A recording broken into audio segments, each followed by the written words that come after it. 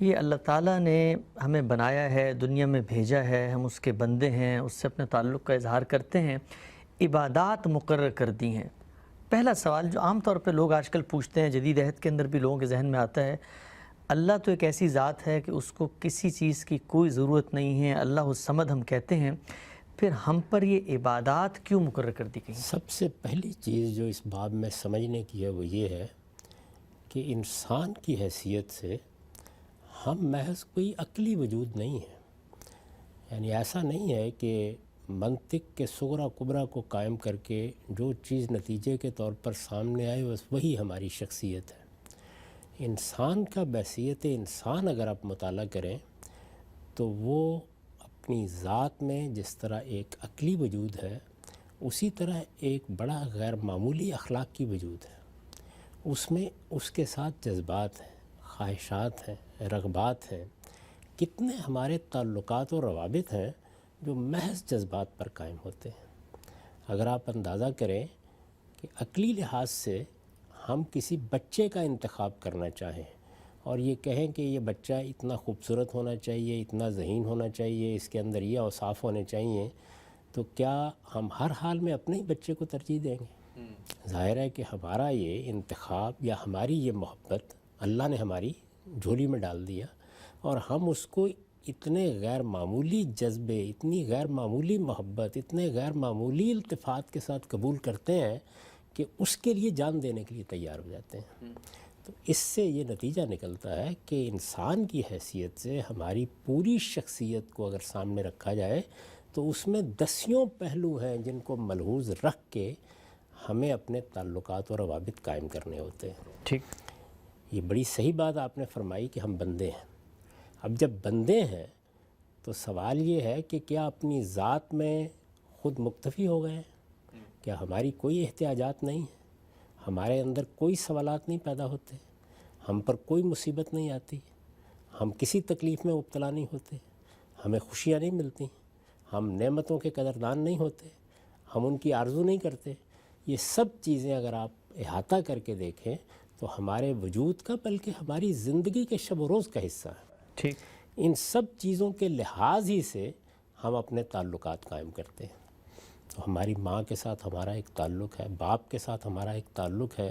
یہ تعلقات منطق کی میزان میں نہیں ناپے جاتے، یعنی اس میں تو کوئی شبہ ہی نہیں کہ اگر آپ مجھ سے استدلال پوچھیں گے تو میں یہ کہوں گا کہ چونکہ اس خاتون نے مجھے پیدا کیا ہے، لیکن کیا محض یہ منطقی صورہ کبرا ہے جو میری محبت اس کے ساتھ پیدا کرتا ہے؟ یا آپ یہ کہیں گے تو میں یہ جواب میں کہہ سکتا ہوں کہ یہ وہ شخص ہے کہ جس نے میری پرورش کی، اس لیے میرا باپ ہے، اس نے مجھے بچپن میں پالا ہے۔ یہ اپنی جگہ بہت درست بات ہے، لیکن کیا میری محبت، میرے التفات کی بنیاد صرف اتنی ہے؟ نہیں، میری پوری شخصیت اس شخصیت کے ساتھ ایک تعلق محسوس کرتی ہے۔ وہ میرے باپ کی شخصیت ہو، میری ماں کی شخصیت ہو، میرے بچے ہوں، میری بیوی ہو، یہ جتنے رشتے اور روابط ہیں یہ اصل میں میرے پورے وجود کے تقاضوں کے ساتھ ہم آہنگ ہوتے ہیں۔ اب اسی جگہ سے کھڑے ہو کر مجھے دیکھیے کہ میں ایک بندہ ہوں اور میں بڑا ناتواں بندہ ہوں، میں بڑا عاجز بندہ ہوں۔ مجھے ایک محدود عمر دی گئی ہے، میں زمان و مکان کے بعض تحدیدات کے اندر زندگی بسر کرتا ہوں۔ میں اپنی آنکھ کھولتا ہوں تو میری وجود کے عقلی تقاضے خود اس کائنات کے معمے کو حل نہیں کر پاتے۔ میں اپنے وجود کی کوئی اچھی توجیہ کرنے کے قابل نہیں ہوتا۔ میری اپنی شخصیت میں جو کچھ اندر موجود ہوتا ہے وہ باہر سے بالکل ہم آہنگ ہے اور بعض معاملات میں بالکل ہی بے آہنگ ہے۔ یہ سارے تضادات، یہ ساری چیزیں جو مجھے درپیش ہیں، یعنی میرا جینا، میرا مرنا، میرا وجود میں آنا، میرے رشتوں کا پیدا ہونا، میری تقاضوں، میری آرزوؤں کا پایہ تکمیل تک پہنچے بغیر رہ جانا، میرا کبھی جوانی میں دنیا سے رخصت ہو جانا، کبھی بڑھاپے میں رخصت ہونا، یہ جو کچھ بھی تنوع میری شخصیت یا میرے مختلف پہلوؤں کا آپ کو نظر آتا ہے، یہ سب مل کے ظاہر ہے کہ میرے لیے ایک بڑا اہم سوال پیدا کرتے ہیں کہ کیا میرا کوئی خالق ہے؟ اب ان لوگوں کو تھوڑی دیر کے لیے الگ رکھ دیجئے کہ جنہوں نے اس سوال کا جواب یا تو یہ دیا کہ یہ ہمارے تعلق کی چیز نہیں ہے اور وہ لا ادریت کے قائل ہو گئے، ہم نہیں جانتے، ہمیں نہیں معلوم، ہم اس میں کوئی فیصلہ نہیں کریں گے۔ ان کو بھی الگ چھوڑ دیجئے جنہوں نے منہ بھر کر یہ کہہ دیا کہ اس کائنات کا کوئی خالق نہیں، میرا بھی کوئی خالق نہیں ہے۔ میں اس وقت ان دونوں نقطہ نظر پر کوئی تبصرہ نہیں کرنا چاہتا، لیکن جب میں نے اپنے دل کی گہرائیوں سے کی حقیقت کو تسلیم کر لیا کہ میں مخلوق ہوں اور میرا ایک خالق ہے، وہ میرا بنانے والا ہے، اور وہ صرف میرا بنانے والا نہیں ہے بلکہ تمام مخلوقات اسی کے ایک کلمہ کن سے وجود میں آئی ہیں، اور بلکہ تمام مخلوقات کیا، یہ پوری کائنات اس کی تخلیق ہے۔ اور مجھے جو کچھ ملا ہے وہ زندگی ملی ہے تو مجھے زندگی کے لوازم ملے ہیں تب، اور جو کچھ میری ربوبیت کے لیے، میری پرورش کے لیے، میری پرداخت کے لیے، میری آرزوؤں کے لیے ضروری تھا، وہ سب اس کی عنایت ہے۔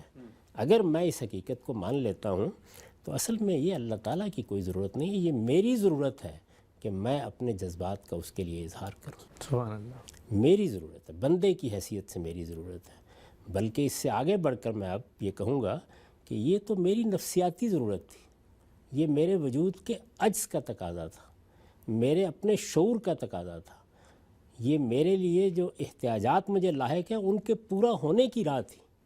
میں جن چیزوں کی اپنے اندر کمزوری اور ضعف محسوس کرتا ہوں اس کا اس کے سوا ازالہ ہی نہیں ہو سکتا کسی طریقے سے، یہ تو اس کے نفسیاتی پہلو ہیں، لیکن اس کے ساتھ یہ بہرحال اس کائنات کے متعلق عقلی تقاضا بھی ہے۔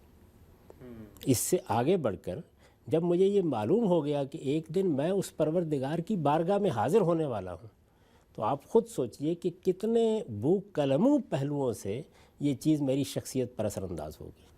یعنی عقلی لحاظ سے وہ میرا خالق ہے، میں جب اپنے وجود کو دیکھتا ہوں تو میرے وجود کا انحصار اس کے اذن پر، اس کی عنایت پر، اس کی توفیق پر ہے، مجھے جو کچھ ملتا ہے اس کی طرف سے ملتا ہے، میری یہ زندگی اور اگر کوئی آگے آنے والی زندگی ہے تو وہ سب کی سب اس کی رضا پر موقوف ہو کے رہ گئی ہے۔ اتنے بہت سے روابط اور تعلقات میں جینے والا ایک عاجز انسان جو اپنی بندگی کا شعور حاصل کر لیتا ہے، وہ تو پکار کر کہے گا کہ مجھے اپنا سر اپنے مالک کے سامنے رکھنا ہے، مجھے اس سے دعا کرنی ہے، مجھے اس سے مناجات کرنی ہے، مجھے اپنے جذبات کا اظہار اس کے لیے کرنا ہے۔ میں اپنی ماں کے لیے، اپنے باپ کے لیے، سارے تعلقات میں ان جذبات کا اظہار، اپنے ملک کے لیے، اپنی قوم کے لیے۔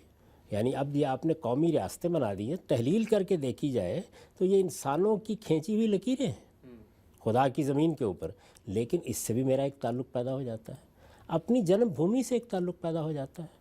میں جس گاؤں میں پیدا ہوا ہوں اس کے لیے میرے کچھ جذبات ہیں، تو میری پوری شخصیت اصل میں جس وقت اپنے مالک کا شعور حاصل کر لیتی ہے، یعنی وہ میرا رب ہے، وہ میرا معبود ہے، وہی ہے کہ جس نے مجھے وجود بخشا ہے، وہ میرا اور اس پوری کائنات کا خالق ہے، یہ احساس جیسے جیسے میرے وجود میں جاگزیں ہوتا چلا جاتا ہے تو عبادت میرے لیے کوئی حکم نہیں رہتی، وہ میرے وجود کا تقاضا بن جاتی ہے، وہ میرے باطن کی پکار بن جاتی ہے، وہ میری احتیاج کا لازمی جواب بن جاتی ہے۔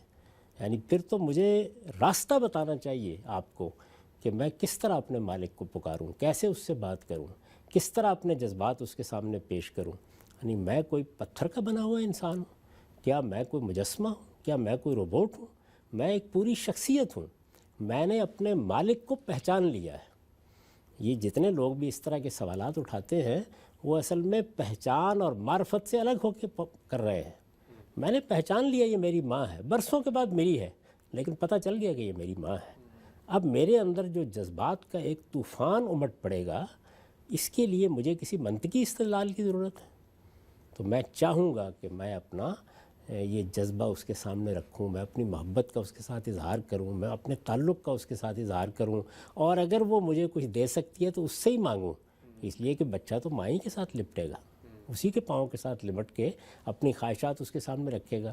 تو میرا بندہ ہونا اور اس کائنات کے خالق کی معرفت حاصل کر لینا، یہ دونوں چیزیں مل کر اصل میں عبادت کو میرا مسئلہ، میری ضرورت، میری خواہش، میری تمنا، میرا جذبہ بنا دیتی ہیں۔ تو اس وجہ سے یہ بات یوں ہے نہیں۔ اللہ تعالیٰ نے کیوں اس کے لیے تحدید کا طریقہ اختیار کیا، یہ سوال آپ کر سکتے ہیں۔ تو میرے نزدیک اس کی وجہ یہ ہے کہ اپنے جذبات کے اظہار میں انسان افراط و تفریط میں مبتلا ہو جاتا ہے۔ چنانچہ دنیا کی تاریخ اس کی گواہی دیتی ہے۔ آج ہم پہلے دن دنیا میں نہیں آئے، ایک بڑی طویل تاریخ ہے جو پیچھے موجود ہے، تو یہ دیکھیں کہ جیسے ہی انسان نے یہ محسوس کیا کہ اس کا ایک خالق ہے اور اس خالق نے اس کو پالا ہے، اس کی پرورش کی ہے، اس کو سب کچھ فراہم کیا ہے، وہی اس کائنات کی سب سے بڑی حقیقت ہے، یہ بات جیسے ہی معلوم ہوئی تو لوگوں کو یہ دنیا بے معنی لگنے لگ گئی، انہوں نے محسوس کیا کہ اب تو اسی پروردگار کو پانے کی جدوجہد کرنی چاہیے، تو رہبانیت پر مبنی اور اسی طرح صوفیانہ مشاغل پر مبنی مذاہب وجود میں آنا شروع ہو گئے، اس میں بہت کچھ افراد ہوئی۔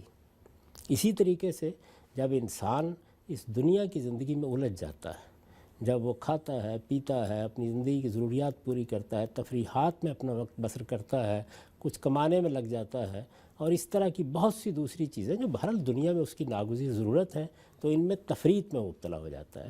تو افراط اور تفریط دونوں سے بچ کر میں اپنا تعلق اپنے رب کے ساتھ استوار رکھوں، اس کے لیے اللہ تعالیٰ نے میری رہنمائی فرمائی ہے۔ یعنی داعیہ میرے اندر پیدا ہوا، تعلق کا احساس میرے اندر موجود ہے، یہ میری ضرورت ہے کہ میں اپنے رب کو پکاروں، مناجات میری ضرورت، دعا میری ضرورت، احتیاج میرے اندر پیدا ہوتی ہے۔